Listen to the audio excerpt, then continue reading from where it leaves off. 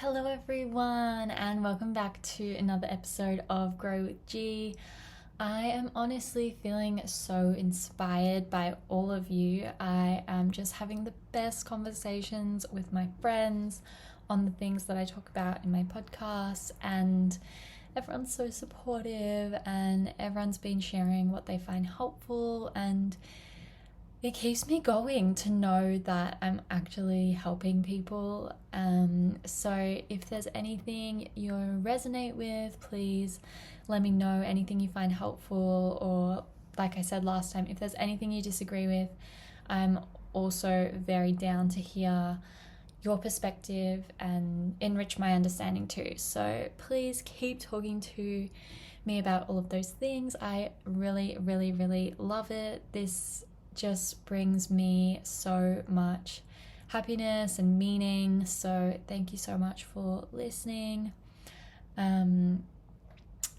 One of my previous episodes, I talked about gratitude chains, and I'm still doing those in my daily journaling, and I thought we could go through another one today because I just think they've really enriched my daily enjoyment, I think. So one of the chains I did was actually on working from home, and I'm just doing this off memory, but I went so deep into how good working from home is and all of the components that make it up. So I was like, I'm grateful for work from home, I'm grateful for a laptop, I'm grateful for Wi-Fi, I'm grateful for phones, I'm grateful for Teams. And that's a hard one to be grateful for because sometimes Teams is really annoying.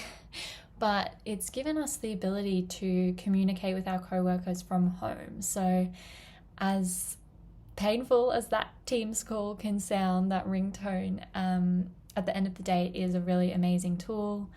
And then I'm grateful for the people who designed Teams. I'm grateful for the people who designed laptops, software, who designed Wi-Fi, and the people who come to our house and help us with our Wi-Fi when it's down.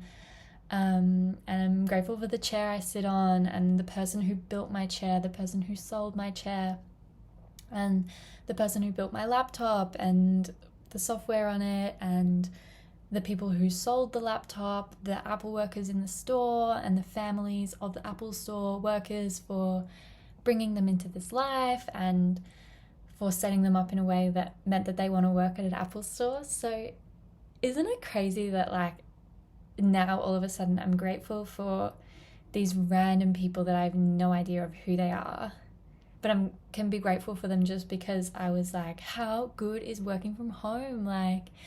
And I was talking about it with one of my friends actually, and he said gratitude makes us feel connected to people because it seems like we're grateful for people who we don't even know, who could be like friends and family. And I thought that was really amazing, and I definitely agree with him. Like I feel a lot more connected to people when I'm looking for the good in things, and it's fun for other people too when you're appreciative of things, instead of complaining, which I know has been my default. It's one of the things that one of my exes said to me, and gosh, it really hit, because before this I was like, what do you mean? Like I thought I was a positive person, but when he said that about me, I was like, you're actually really right. Like I don't think I said that to him in the moment.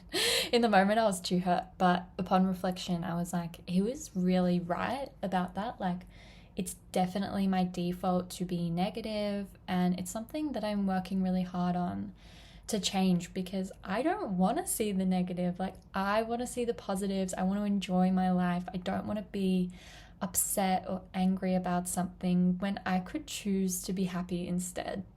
And I think it really comes down to like, you literally do have a choice, a daily choice in how you want to feel, what you want to do, how you want to act. I felt this last night actually. I had organized the drinks for a bunch of my friends after work, and at my old job I was really reluctant to make plans after work because work was really chaotic in that old workplace, and I never knew if I could get out on time, and I don't like letting people down. But at this new job, I felt like I've had a lot better work-life balance and planned something, and then it's 6:30 p.m. and I am still on a call, and I'm an hour late to the drinks I planned.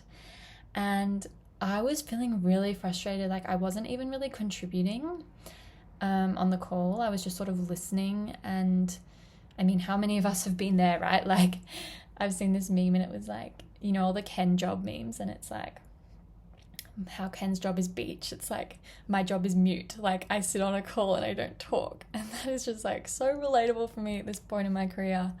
And I was just sitting there not talking, and I was like, I am late to meet my friends who I haven't seen in ages. Like, I was getting really frustrated, and I was like, for what? Like, I'm not doing anything helpful. I'm literally here for the sake of it. But I do care about my job, and I want to, you know, do the right thing and stay late when I need to. But like, it seriously just had nothing to do with me. But anyway, it was a useful call for me to be on, and I was learning a lot. But you know, and it's just like a Friday night and you're like, this is just the last thing I want to be doing right now, especially when I had such a chill morning. And then all of a sudden it was just like chaos from the afternoon. Anyway, tangent. But yeah, basically, I was like, I'm going to stick the call out. And then my boss was really amazing. She ended up, like, she said that I could leave if I needed to, but I still stayed till the end. And then she did the work that was coming after the call, and I was able to go to my drinks, which was really amazing. And I really love my bosses. They're just really good people. And yeah, then I was late to my drinks, and on the way there I was like, oh, I cannot believe I'm late to my own drinks. Like, this is so frustrating. It's late on a Friday. Like, I just want to be with my friends. Like, I'm tired. I'm exhausted. That was so annoying. And then I was like, hey, like, do I want to show up to my drinks in this mood? Like, where I am miserable, drained, negative? Or do I actually want to have fun with my friends and be a good vibe? And it really took that conscious thought to be like, how do I want to show up with my friends? And I got to choose to be happy and choose to be in a good mood. And we joked a little bit when I got there that it's always when you've got plans that you have to work late or something, but it didn't ruin my vibe. And I've also always, like, when I've been in that situation before, I've always been like, oh my gosh, like, I need a drink now, like, to relax after that stressful afternoon. But I actually didn't drink last night, and I'm learning to not reach for those, what's it called? Self-soothing? No, that is self-soothing. Numbing? I don't know. Not reach for that sort of behavior, and instead decide that I can do things without those behaviors. Chocolate is a big one for me as well. When I'm really stressed, I'm like, I just need some chocolate and everything will be better. And most of the time I still do reach for the chocolate, but I'm really trying to be more conscious lately and be like, I don't need the chocolate to get through this thing. I can get through it on my own, and I will. And the more I do that, the more I realize that it's possible. So think about the sorts of things that you do when you're stressed or you've had a bad day, and see how you can flip it, see how you can change it and show up differently and not rely on those sorts of coping mechanisms. That's the word I was looking for. So you have way more power than you think. So take your power back and let's change your life. The other way that you can change your life that I want to talk about today is therapy. Oh my gosh, I had like the best session on Thursday, and I really wanted to come on here and just talk about therapy because I think it's becoming more normalized now. I think with our parents' generation, it was very much like, you only go to therapy if you're insane. And like, don't tell anyone if you're insane either. Whereas I think now with people my age and older, it's a bit like, oh my gosh, so my therapist said this about me. And we're all like, really? My therapist said this about me? And it's a lot more open, and I love that. I really will, to anybody who will listen, I will go on and on about how therapy is. And a few people have told me, since I talked about it once on my podcast, that they've started going to therapy, or even just in day-to-day conversations, people have said that I've been the reason that they've started going to therapy. So let's get more people to therapy. So if you're listening and if you've thought about therapy, you're a bit on the fence, do it. You will not regret it. So I just wanted to come on here and talk about it for those people who don't know the benefits of it, or they're scared of it, or just like don't realize how amazing it could be. And I will put a caveat on this, that the therapist you have is very important. I think I've spoken about this briefly, but there are therapists out there who honestly should not be therapists. I have had, some not great experiences. One who just let me be the victim. And then my second one, definitely better, but there was still a couple of flaws in her thinking. I think she made some wrong assessments of me, and I was sort of like, I don't really feel like this is reflective of who I am. But she was really useful. She gave me a lot of useful tools, and then it was sort of like, maybe after I was seeing her for after a year, I started to realize I've gotten everything that I could from her, and I was ready for a better therapist. And then I've been seeing my current one, and oh my gosh, she is an angel. I don't know if you have heard of the holistic psychologist on Instagram. Definitely give that a follow.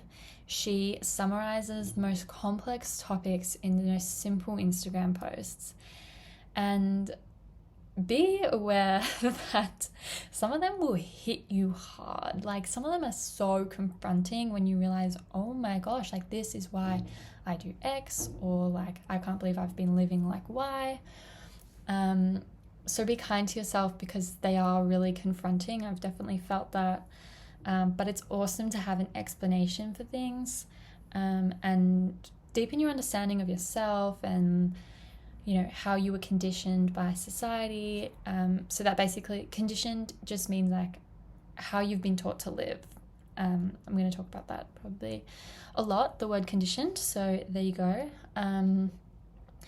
So yeah, after seeing all this holistic psychologists on Instagram, I was like, I want a holistic psychologist. Like, my previous one was very clinical, very just on your thoughts.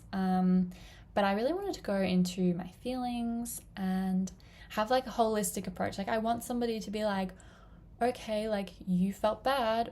What was your sleep? Like, had you eaten properly? Were you drinking water?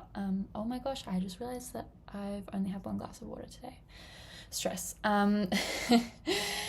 Anyway, so what was I saying? Yes, I was Googling holistic psychologists, and I found this absolute angel. If you're in Melbourne and you want a psychologist, let me know and I will pass you along her details. She has provided me the safest space for me in therapy that I've ever had, and I think I've made some really massive changes, and I really have her to thank for guiding me through everything. So some of the things that therapists do, well, good ones do, is they bring a new perspective to your situation, because what we tend to do is, it's like our brain loves to make things easy for us. So even if it's painful, so if somebody looks at you funnily, or someone gives you a greasy or stares at you, we instantly make up a story being like, oh my God, they hate me. Or like, what have I done? This person doesn't like me. And that's the story our brain gave us, so that our brain doesn't have to think about, oh, that person's having a bad day, or that person actually normally has glasses on and they didn't see you, or they were going through their own thing. Their attitude towards you has nothing to do with you. Your brain, that is tiring, and your brain does not want to do it. So a lot of the time we make up these stories that help us just because it's easy, but they don't serve us in the long run, because then we make everything about us. And the biggest thing from therapy, probably, or one of them, is that I get an alternate perspective on things. So I'll be like, oh my gosh, I can't believe this girl did this thing to me. Like, she must not care about me. She's so rude to me. And the therapist is like, okay, well, what if she has something else going on in her life? Like, what if she didn't mean to hurt you? What if, and she just provides me all of these reasons. And she's like, okay, but what did you do? Like, what was your role? And then I was like, well, I did this. She's like, well, maybe that's why she did that. And having just someone to point those things out is just a game changer. I think that's really opened my empathy practice too, because now I understand that people are going through their own things. It's not about me most of the time. And it's really helpful to have someone objective who can tell you those things, because, it's not always easy for a friend or a family member to give you that alternate perspective. Like, most of the time they just want to validate your experience, when it might be helpful to have a different perspective. And I'd say the next biggest thing therapy has helped me with is that I only realized this year that I have emotional needs. Bizarre concept to me. I have only always thought that there are physical needs like hunger, thirst, but apparently there's a whole set of emotional needs. And some of them are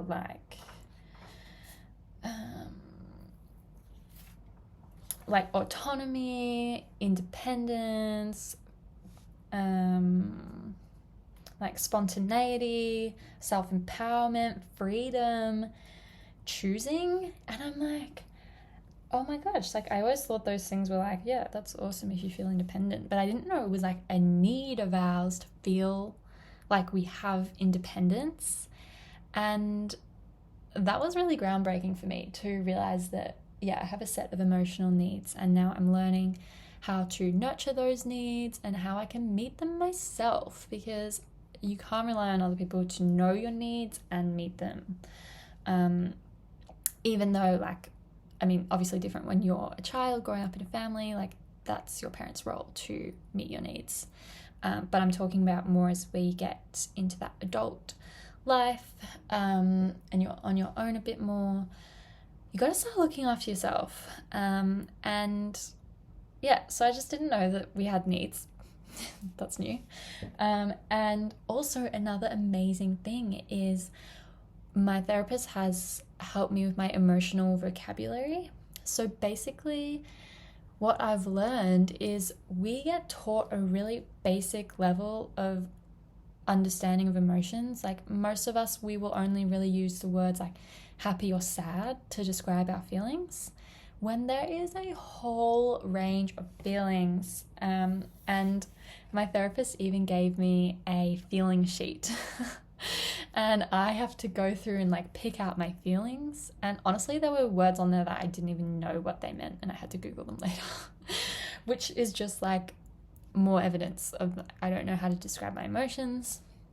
And we really need to, we don't need to do anything, but it's so helpful if we can learn what the different emotions are, and when we learn how to describe those, we can get more help from other people, or we can learn how to deal with those emotions ourselves. And there was just a crazy amount of emotions that I just had no idea. And I think that's really important for healing, is just learning all the different types of emotions. For example, I would be telling my therapist a story and I'm like, and I would be like, oh, that was so weird. I was like, it was so weird that XYZ happened. And she's like, no. So she's like, don't say the word weird. Like, how did it feel? What was the feeling? And I was like, oh, okay. Look through the feeling sheet. And I'm like, okay, I guess I felt upset. I guess I felt rejected, abandoned. And then we could have a conversation about those feelings, which was really awesome. And as I learn more about what the different emotions mean and what we can learn from them, I'm going to do another episode on that. But I just want to start planting the seed that we need to learn about this. We didn't learn this really in school. So it's up to us now to start to learn. And she also really helps me with my self-talk. I don't know about the rest of you, but I am so critical and harsh with how I talk to myself. And it's so mean. Like, I say the meanest things I would say to myself that I would never say out loud or to anyone. But it comes out in therapy because they'll be like, well, what do you think? Or what did you think in that moment? What was going through your head? And when you've got this safe space to say it out loud, somebody can comfort you through that process and help you change the way you talk to yourself. And that's been really helpful because I even belittle myself in therapy. Like, I downplay my feelings, and my therapist picks up on that, and she's like, don't invalidate yourself. Like, whatever you experienced was valid. Like, even if somebody was trying to help you or is doing their best, their behavior could still be upsetting. And I was like, whoa, what? That's crazy. Mic drop. And I think coming from somebody who used to be a very black and white thinker, I thought things were one way or the other, but my therapist is showing me that you can have two things or multiple things going on at once. So yeah, just because like someone's trying, even if your emotional needs aren't being met, like that's like both of those things can coexist. And that's just been so helpful, and just to reconnect with my feelings, because my therapist says I intellectualize my feelings, because that has kept me safe in the past, but now it's safe for me to connect with my feelings, to feel it in my body. And she really guides me through that process of feeling it in my body. And I pretty much have cried every single therapy session because it's just this release, but it feels really good afterwards. And yeah, so she helps validate my feelings, I would say. And you can be so honest with them, because like they're not going to do anything with this. Like, you know, you might not be able to open up to friends or family in the same way you could open up to a therapist, just because of how impartial and objective they are. You know that they're not going to judge you, or, you know, not be your friend after you say the thing, because you're paying them. And yes, I totally understand. It is such a luxury to be able to pay for therapy. If you're in Australia, talk to your GP. You can get a mental health care plan. And depending on the therapist you see, the sessions could be free or they could be like heavily discounted. Message me if you want to know more about how to get that mental health care plan. And if you can't afford therapy, like that is so fine. You can do this on your own. It's just a lot easier having a professional help you.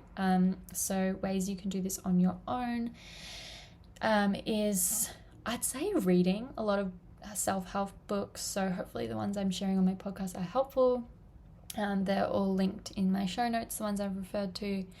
And also try to do those like workbook ones. There's one workbook by holistic psychologist Nicole LaPera, How to Meet Yourself. So I've been doing that. And yeah, then you get to learn about yourself and how you can be better. So yeah, there's options if you cannot afford therapy too. And for anyone in that area, message me as well. I have so many resources that I am so willing to share with you all. I love therapy though, so if you can try to reallocate some of your money instead of spending it going out, even just like a few therapy sessions, even the ones who aren't amazing can still help. But yeah, definitely be careful, like if the vibe feels off, if you're not really agreeing with what they're saying,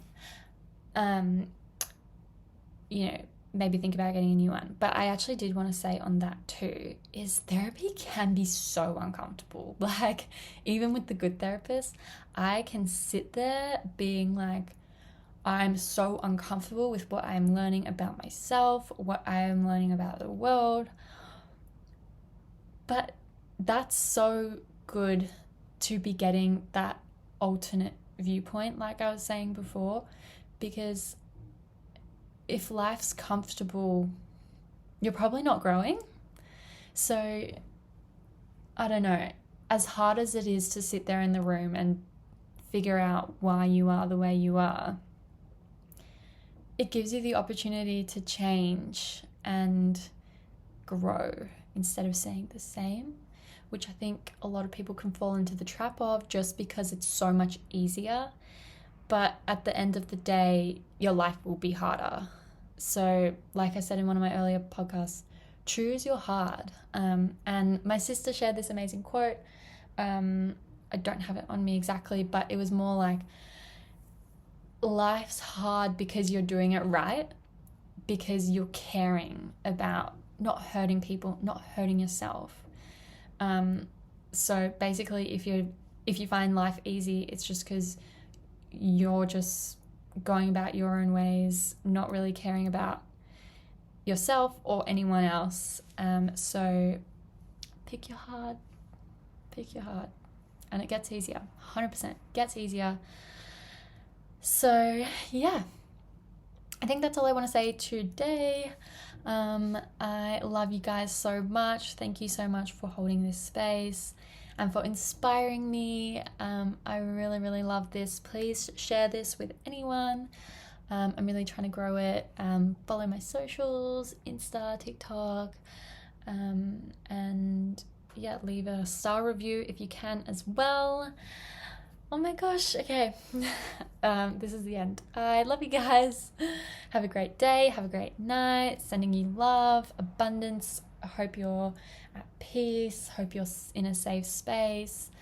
You have the abundance of everything good. You have the abundance of health, of time, energy, friends, money. There's so much money to go around. There is so much health to go around. We get to choose to have the abundance in life. Okay. Love you so much. Okay, bye.